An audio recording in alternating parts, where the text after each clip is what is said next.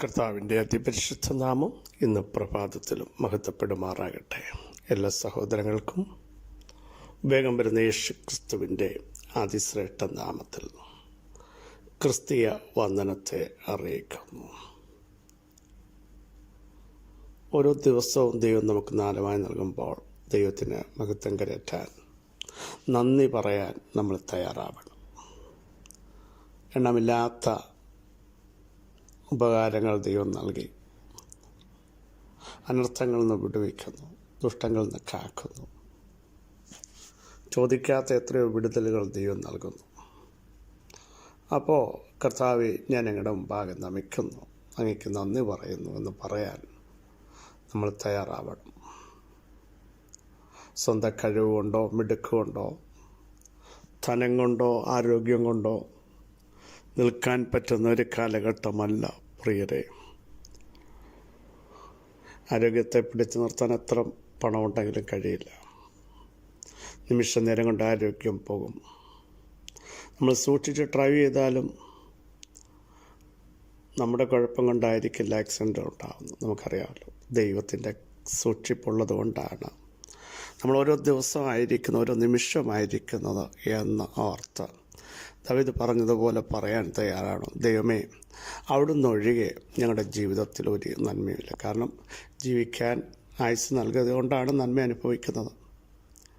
കർത്താവ് കരത്തെ ബലപ്പെടുത്തിയത് കൊണ്ട്, ആരോഗ്യം നൽകിയത് കൊണ്ടാണല്ലോ ജോലി ചെയ്യാൻ ഇടയാക്കുന്നത്.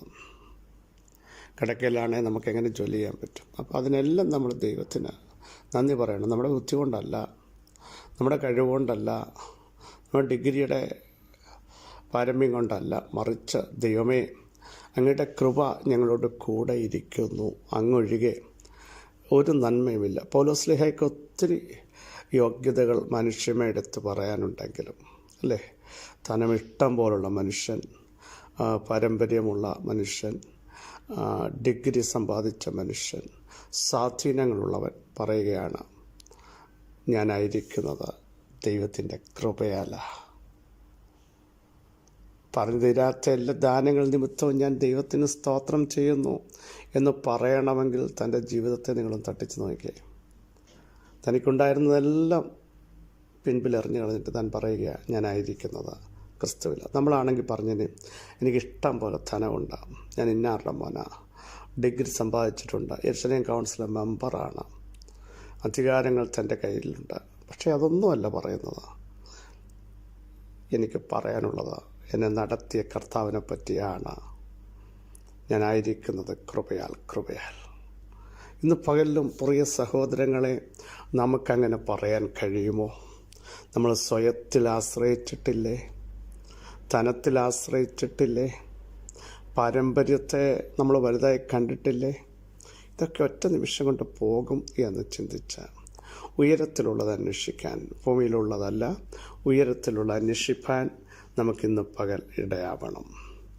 ഭൂമിയിലുള്ളതൊക്കെ അഴിഞ്ഞു പോകും, ഇവിടം കൊണ്ട് തീരും. പക്ഷേ നിത്യത്തിലെത്താൻ കർത്താവെ എന്നെ ഇടയാക്കണമേ.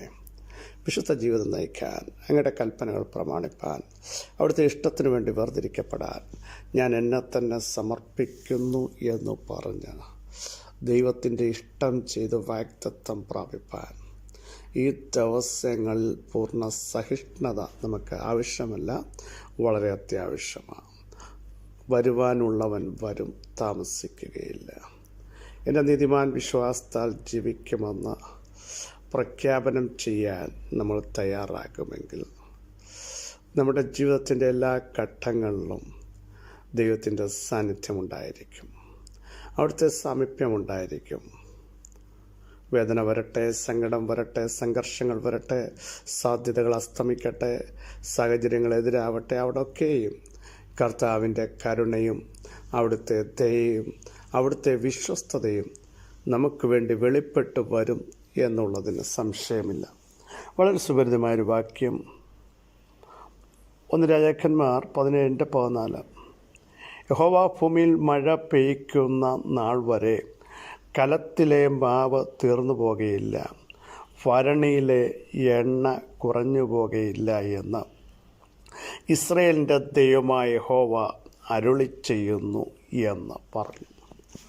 ഇസ്രയേലിൻ്റെ ദൈവമായ യഹോവയുടെ ഒരു അരുളപ്പാട് പ്രവാചകനായ എലിയാവ് വിധവയുടെ വീട്ടിൽ പ്രഖ്യാപിക്കുകയാണ്. നോക്കൂ, കെരിത്ത് തോട്ടിൽ ഒളിച്ചിരുന്ന എലിയാവിനെ തോട് വറ്റിച്ച് കാക്കയുടെ വരവും നിർത്തി സരാപ്തയിലേക്ക് വിട്ടതിന് ഒരു ലക്ഷ്യമുണ്ട്. എലിയാവേ, ജീവിക്കത്തില്ലെന്ന് പറയുന്ന വിധവയെ ജീവിപ്പിക്കാൻ, അവിടെ നിരാശയെ മാറ്റാൻ, നിന്നെയും ജീവിപ്പിക്കാൻ എനിക്കവിടെ ഒരു പദ്ധതിയുണ്ട് കേട്ടോ.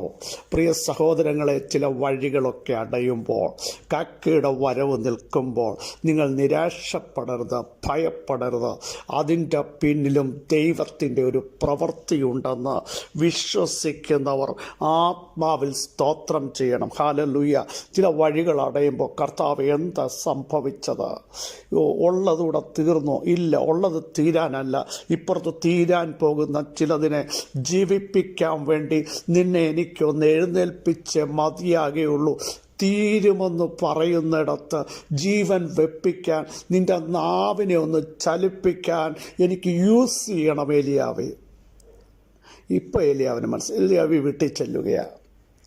ഇവൾ പറഞ്ഞ പ്രസ്താവന, ഞാനും ബാലനൂടെ മരിക്കാൻ പോകുകയാണ് എന്ന് വെച്ചാൽ ഇനിയും ജീവിക്കാൻ യാതൊരു സാധ്യതയുമില്ല. സാഹചര്യങ്ങൾ ഞങ്ങളുടെ മുമ്പിൽ കൊട്ടി അടയ്ക്കപ്പെട്ടു, എല്ലാം അസ്തമിച്ചു എന്ന് പറഞ്ഞപ്പോൾ പ്രവാചകനൊരു ദൗത്യം പറയാനുണ്ട്, ഒരു വെളിപ്പാട് പറയാനുണ്ട്. വിധവയോട് പറയുക, നിനക്കൊരു കാര്യം അറിയാമോ? കെരിത്ത് തോട് വറ്റിച്ച് കാക്കയുടെ വരവ് നിർത്തി എന്നെ അവിടെ നിന്ന് എഴുന്നേൽപ്പിച്ചത് നീ മരിക്കാൻ വേണ്ടിയല്ല, നിന്റെ മേൽ ജീവൻ പകരാൻ, നിന്റെ തലമുറകളുടെ മേൽ ജീവൻ പകരാൻ, നിന്നെ ജീവനോടെ നിർത്താൻ, നിന്നെ അഭിഷേകത്തോടെ നിർത്താൻ ദൈവത്തിൻ്റെ പദ്ധതിയുള്ളപ്പോൾ നിന്റെ നാവിനകത്ത് നിന്ന് വന്ന നെഗറ്റീവ് വാക്കുകൾ ഇന്ന് പകൽ ക്യാൻസൽ ചെയ്യപ്പെടുകയാണ്. ദൈവത്തിൻ്റെ അരുളപ്പാട് നീ കേൾക്കാൻ തയ്യാറാവണം. ഈ പകൽ ചില കുടുംബങ്ങളെ നോക്കി പരിശുദ്ധാത്മാവ് വിളിച്ചു പറയുന്നു, നിങ്ങൾ ദൈവത്തിൻ്റെ അരുളപ്പാട് കേൾക്കണം.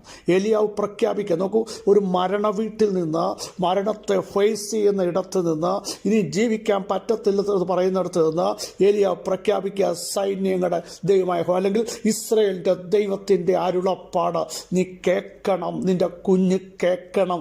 കാരണം അത് നിന്നെ തകർക്കുന്ന അരുളപ്പാടല്ല, നിനക്ക് ഫുൾ സ്റ്റോപ്പ് ഇടുന്ന അരുളപ്പാടല്ല, നിന്റെ ജീവിതത്തിന് വിരക്തി ഉണ്ടാക്കുന്ന ശബ്ദമല്ല, നിന്നെ നിരാശപ്പെടുത്തുന്ന ഒരു സൗണ്ട് അല്ല നീ കേൾക്കാൻ പോകുന്നത്.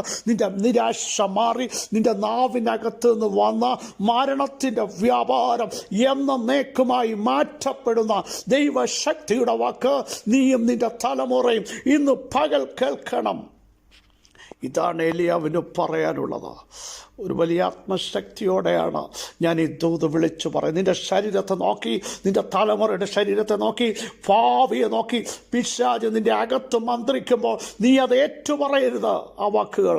മറിച്ച് ദൈവത്തിൻ്റെ അരുളപ്പാടുകൾ നിന്റെ നാവിന്മേൽ ഒരു പ്രവചന ദൂതായി, ഒരു കമാൻഡായി വെളിപ്പെടുമെങ്കിൽ നീയും നിന്റെ തലമുറയും നിന്റെ കുടുംബവും നിന്റെ മിനിസ്ട്രിയും ജീവിക്കാൻ പോകുന്നു, നിന്റെ ശരീരം ജീവിക്കാൻ പോകുന്നു.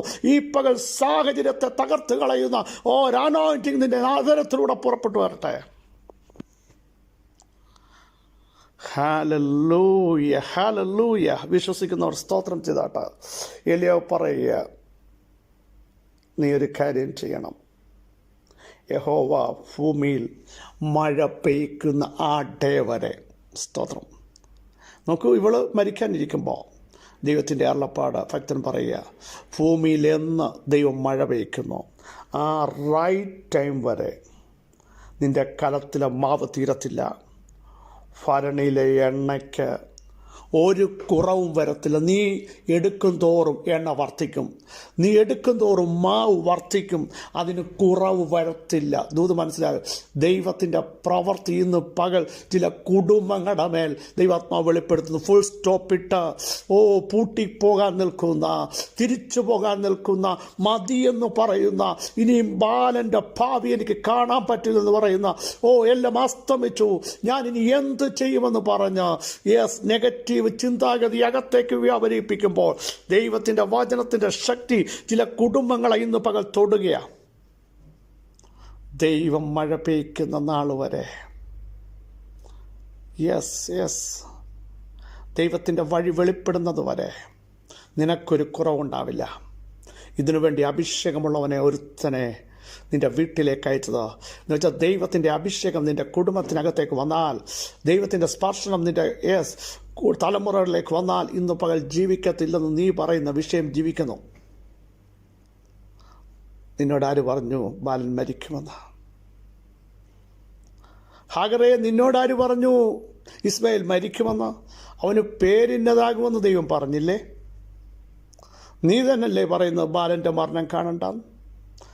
ആരാ നിന്നോടിത് പറഞ്ഞത് ബാലൻ മരിക്കുമെന്ന്? ഈ പകൽ അങ്ങനെയുള്ള ചിന്താഗതി മാറ്റിവെക്കൂ.